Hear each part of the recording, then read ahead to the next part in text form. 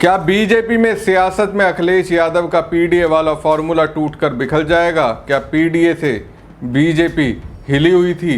BJP की हर तरह की राजनीति पर पीडीए फॉर्मूला भारी पड़ रहा था क्या? और उससे निजात पाने का रास्ता बीजेपी को क्या मिल गया? क्या वो रास्ता राजनीति के नियमों के मुताबिक है या फिर उन्हीं नियमों से छेड़छाड़ करके खेल खेला गया? नमस्कार दोस्तों, मैं हूं परवीन सानी। अखिलेश के पीडीए वाले फॉर्मूले से आखिरकार बीजेपी को निजात पाने का रास्ता मिल गया, लेकिन अखिलेश के बेसिक सवाल का जवाब क्या संवैधानिक संस्थाओं के पास है? क्या उस पर कोई गौर कर रहा है? दोस्तों, योगी की सरकार ने जो फैसला दिया उससे समझ जाएंगे कि अखिलेश के पीडीए से योगी आदित्यनाथ घबराए हुए थे, बेचैन थे।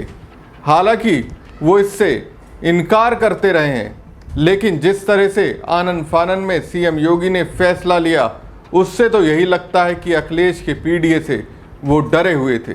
दरअसल योगी सरकार ने दोस्तों जातिगत आधार पर होने वाली राजनीतिक रैलियों और सार्वजनिक स्थानों पर जाति सूचक चिन्हों को पूरी तरह से बैन कर दिया है।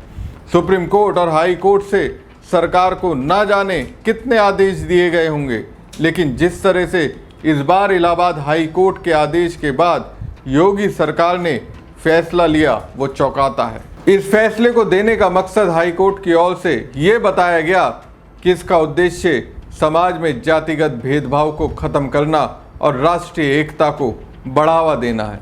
लेकिन भारत के दिलों में बैठी जाति व्यवस्था को तोड़ने के लिए ये आदेश सही है? क्या हाई कोर्ट के इस आदेश से भारत में जातिगत भेदभाव खत्म हो जाएगा? क्या समाज में जो जातिगत बैर है उसके लिए पॉलिटिकल पार्टियां और उनकी राजनीति जिम्मेदार हैं? मुझे तो ऐसा लगता नहीं। हाई कोर्ट के फैसले को यूपी में सरकार की ओर से लागू करने के पीछे मकसद डर है। जी हां, आपने सही सुना, डर। डर किससे? पीडीए से। कोशिश ये की गई कि पीडीए यानी पिछड़ा, दलित, अल्पसंख्यक जैसे मुद्दों की राजनीति करने वाली सपा जैसी पार्टियों के सामने बड़ी मुश्किल खड़ा करना है। सपा हाल में अपने जातीय समीकरण को मजबूत कर रही है और पश्चिमी यूपी में गुर्जर सम्मेलन कर रही है। दोस्तों, उत्तर प्रदेश के कार्यवाहक मुख्य सचिव दीपक कुमार ने एक आदेश दिया। यह आदेश सभी जिला मजिस्ट्रेटों, सिविल सेवकों और पुलिस प्रमुखों को भेजा गया कि वो जातिगत आधार पर होने वाली रैलियों को तत्काल प्रभाव से रोक दें। इसके साथ ही पुलिस रिकॉर्डों में जाति का उल्लेख और सार्वजनिक स्थानों पर जाति आधारित चिन्हों, वाहनों पर जाति सूचक स्टिकर या स्लोगन को हटाने का भी आदेश दिया गया है। ये निर्णय इलाहाबाद हाई कोर्ट के उस आदेश का हिस्सा है जिसमें कहा गया था कि जाति का सार्वजनिक प्रदर्शन समानता और बंधुत्व जैसे संवैधानिक मूल्यों को कमजोर करता है। जस्टिस विनोद दिवाकर की पीठ ने पिछले हफ्ते ही अपने आदेश में साफ किया कि जाति आधारित रैलियां और सार्वजनिक प्रदर्शन ताकत का प्रदर्शन है जो धर्मनिरपेक्षता और राष्ट्रीय अखंडता को कमजोर करता है। अदालत ने इसे राष्ट्र विरोधी करार देते हुए कहा कि ये प्रथा ऐतिहासिक श्रेष्ठता और आधुनिक असुरक्षा की भावना को दिखाती है। अदालत के आदेश में यह भी निर्देश दिया गया कि क्षेत्रीय परिवहन कार्यालय और यातायात विभाग वाहनों से जाति संबंधी चिन्हों को हटाने के लिए सख्त कार्रवाई करे और इसको लागू नहीं किए जाने पर भारी जुर्माना लगाएं। इसके अलावा पुलिस मैनुअल में संशोधन कर एफआईआर, गिरफ्तारी मेमो और अन्य दस्तावेजों से जाति से संबंधित कॉलम हटाने का आदेश दिया गया है, सिवाय उन मामलों के जो अनुसूचित जाति और जनजाति अत्याचार निवारण अधिनियम 1989 के तहत दर्ज किए जाते हैं।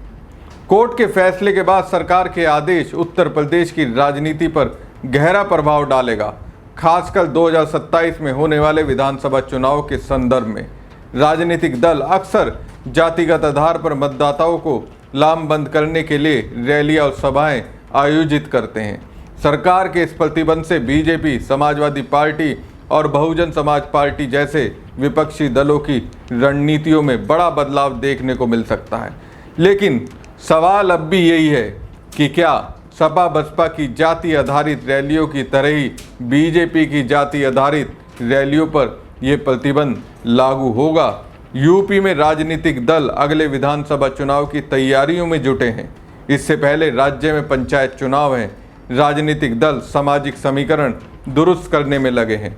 पिछले लोकसभा चुनाव में पीडीए का नारा देकर यूपी में शानदार प्रदर्शन करने वाली अखिलेश यादव की सपा लगातार पीडीए पर जोर दे रही है। पार्टी जातिगत सम्मेलन कर रही है। सपा पश्चिम यूपी में गुर्जर आंदोलन करा रही है। कहा जा रहा है कि सपा यूपी के 34 जिलों के 132 विधानसभा क्षेत्रों में छोटी छोटी गुर्जर चौपाल और रैलियां करने की रणनीति पर काम कर रही है। ऐसा इसलिए कि चुनाव में पश्चिम यूपी में गुर्जर समाज का काफ़ी असर रहा है। तो क्या ये नुकसान सिर्फ सपा को ही होगा? समाजवादी पार्टी से लेकर बहुजन समाज पार्टी, राष्ट्रीय लोकदल, निषाद पार्टी, सुभाषपा जैसे दलों के लिए ये बड़ा झटका साबित हो सकता है, क्योंकि सुभाषपा राजभर लोगों की राजनीति करती है, लोकदल जाटों की राजनीति करती है, निषाद पार्टी निषादों की राजनीति करती है। सभी पार्टियां अलग अलग जातियों को जोड़ने के लिए जातिगत सम्मेलन और रैलियां करती रही हैं। यहां तक कि बीजेपी अपने कार्यालय में ही जातीय सम्मेलन करती रही है। इसने अलग अलग मौकों पर चुनाव से पहले अलग अलग जातियों के कार्यक्रम किए हैं। गाजियाबाद के उपचुनाव के दौरान योगी आदित्यनाथ के 1 किलोमीटर के रोड शो में जातियों के मंच बनाए गए थे। तो क्या बीजेपी भी जाति आधारित रैलियां नहीं कर पाएगी? इसका जवाब सरकारी आदेश में छुपा है। 16 सितंबर को इलाहाबाद हाई कोर्ट के आदेश का हवाला देते हुए सरकारी आदेश में कहा गया कि राजनीतिक उद्देश्यों के लिए आयोजित जाति आधारित रैलियां समाज में जातीय संघर्ष को बढ़ावा देती है और ये सार्वजनिक व्यवस्था और राष्ट्रीय एकता के विपरीत है।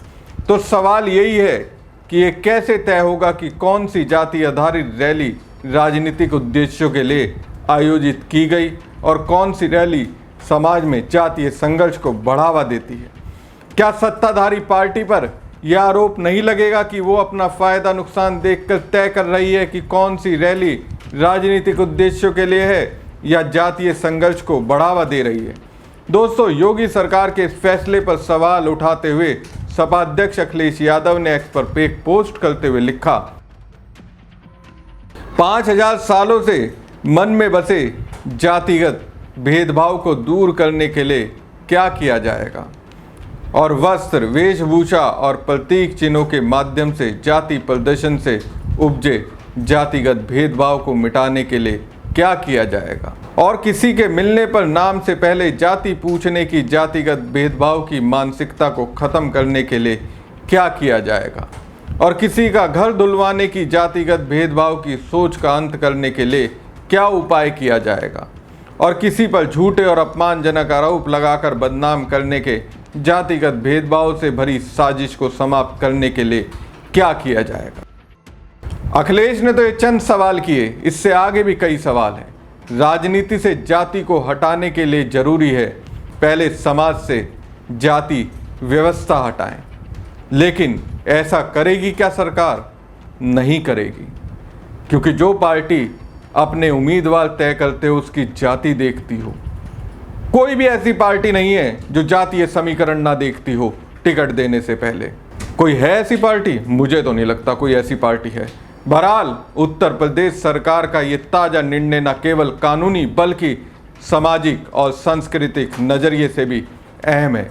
ये कदम समाज में जातिगत विभाजन को कम करने और संवैधानिक मूल्यों को मजबूत करने की दिशा में एक प्रयास हो सकता है, लेकिन इसकी क्या गारंटी है कि इसका दुरुपयोग राजनीतिक मकसद के लिए नहीं किया जाएगा?